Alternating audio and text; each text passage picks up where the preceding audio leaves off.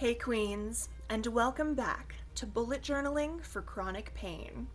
Today we are moving into a new notebook for the second half of the year. Yeah, everyone else already did that at the start of July, so they have an even 6-month split. But hey, I was pretty busy back at the start of this year. What with having a New Year's Eve wedding and then packing up and moving across the country in January, there was a good portion of time where this journal was lost in the bowels of a moving truck until after Valentine's Day, so I had more pages to fill than usual. Now, I love the B5. I live for the B5. She is mighty, she is powerful, she is everything. But since we've only got 5 months left to chronicle 2024, also, what? Holy shit, time is fake. Enter something different. This is a square notebook, specifically the one from Archer and Olive's Celestial Wonders sub-box from last year, and it's a bit smaller than their typical square, which I'm hoping will work out perfectly to capture the next 5 months. Also, how dare they with this box? It's stunning. I mean, it's just cardboard. I don't need to keep this in my house, but I have been because it's just so dang pretty. Now, on to the notebook itself.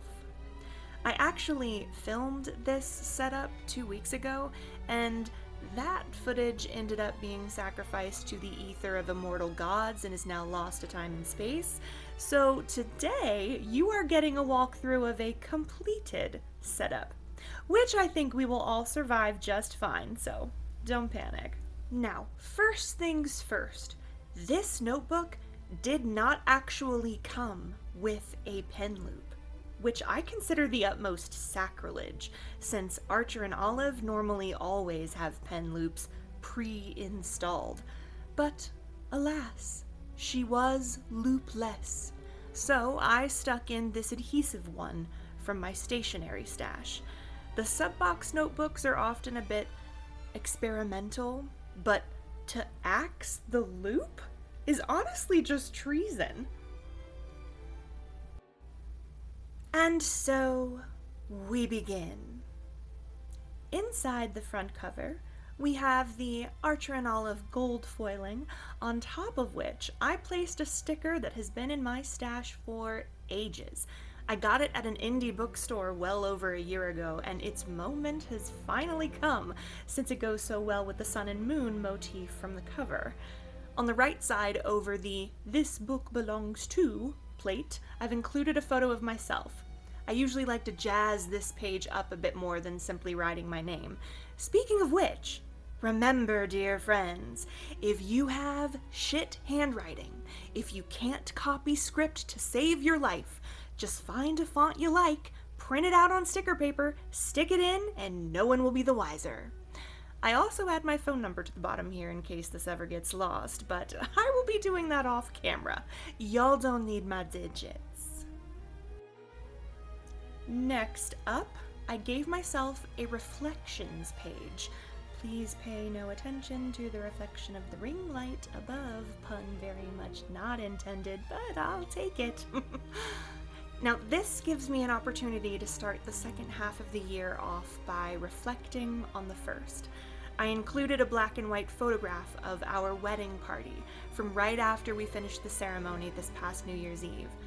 I call this my Peter's Friends photo. Peter's Friends is my favorite film of all time. Yes, it was made in 1992. And no, if you haven't seen it, you have not truly lived. Sorry to tell you, I don't make the rules. So I highly recommend seeing it soon, lest ye be doomed for all time. But this is like one of the only pictures I have that has everyone important to both me and my partner in it. Our parents and siblings and all of our best friends who made up our bridal parties, and it's just perfect. So I want to let you in on a secret. The entire reason I'm sharing my journals is to examine creating and using this kind of tool through the lens of chronic pain, right? These journals need to be easy for me to set up. And if they're not, then I'm not going to want to use them. If the barrier to entry is too large, the obstacles too nervous making, that I can't write anything down until I set it up in this perfect logistical way, and also it has to be artistically gorgeous. No, that doesn't work for me. And so we work with our tendencies rather than against. For example, if I'm handwriting lettering, it's pretty much forever going to be this same decorative serif block capitals look that I'm comfortable being messy with. And if I mess up enough, I'll just use whiteout tape wherever I need it and not worry about it.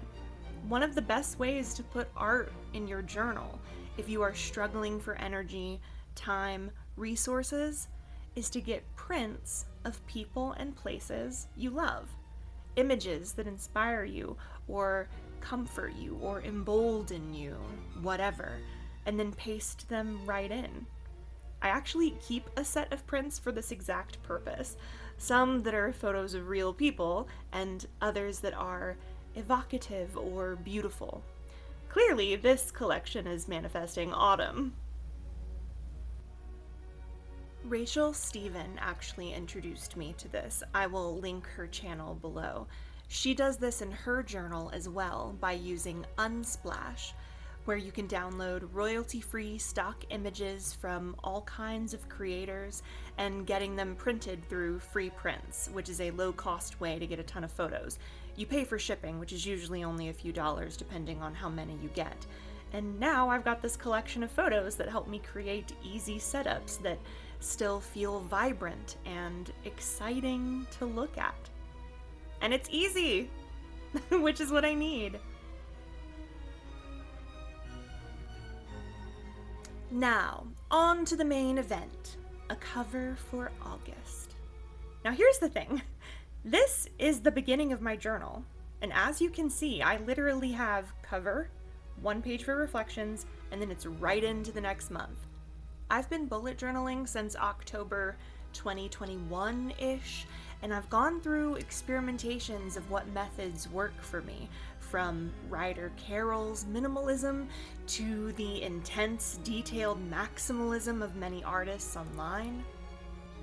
And I can tell you right now that doing a bunch of those yearly spreads in the front of a notebook, or even a detailed future log, just doesn't work for me. I would usually create some type of pretty to look at thing that by the time I have filled up the journal, I never went back to that page and it's just empty. So this reflections page is the only one I'm giving myself as a, hey, half the year is gone since this photo was taken and your life changed a lot in that time. Let's have a mini therapy session about it. What are your feelings? And I am going to force myself to fill that out. But aside from that, just jumping into the month is the most helpful thing. Everything I need to worry about, from future planning to work planning to routine logistics, happens here in the minutia of my daily logs. Another easy way to add art is to find pretty stuff like this.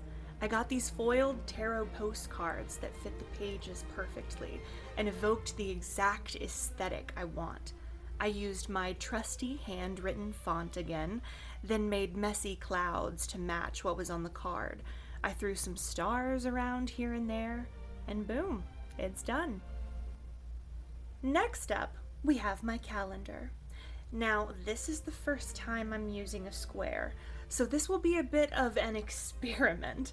I normally have my calendars spread across 2 B5 pages, but I've minimized it here to just the one side, so we'll see if it's enough room for me by the time I get to the end of the month.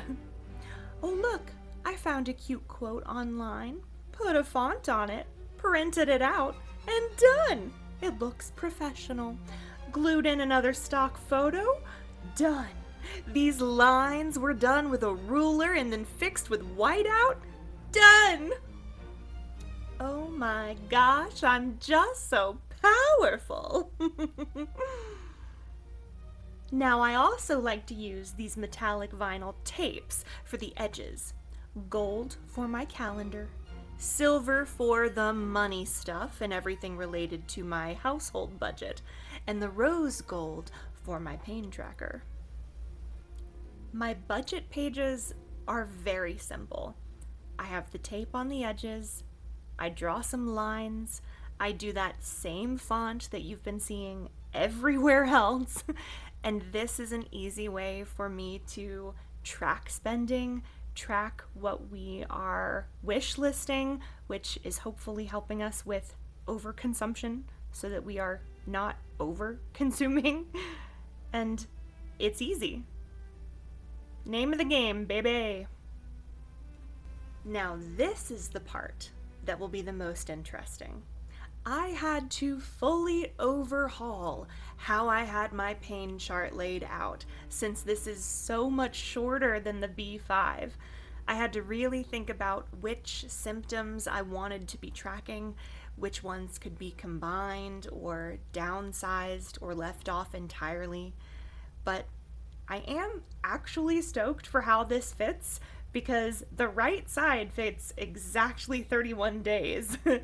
And reminder, dear friends, this is a piece of graph paper that I then cut out and pasted in.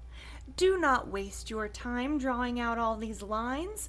The only lines I drew are these horizontal ones going across, just to separate one symptom category from another.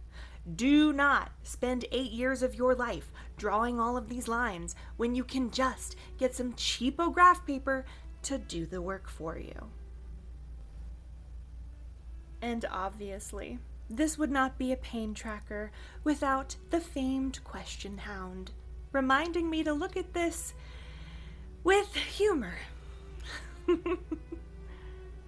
Now, I would also like to start doing end of the month check-ins once these are completely filled in, as a kind of post-mortem month in review.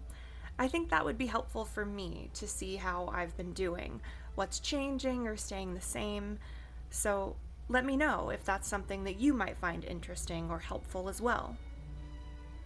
And another reminder, this is just an adaptable method that works for me. I am not selling this concept. If you want to copy it and use it for yourself, go for it, please. There are plenty of people who have created similar things that also post them online. Find what works for you. And to finish it off, I used a pretty landscape washi tape to create a tab. I made it fancy by rounding the corners off, and there we are, over to where my first daily will be.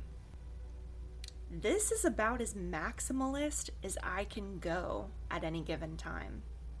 I have all of the logistical stuff that I revisit often, the pain, the budget, the wish lists, the calendar, and then a cover page that's nice to look at every once in a while.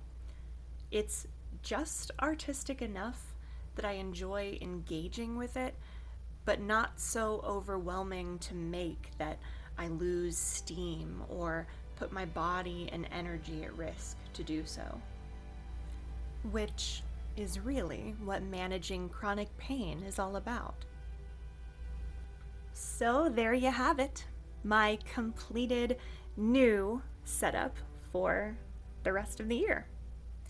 I'm curious how it will go, because in addition to being a square, this is also a soft cover notebook, so it's flexible.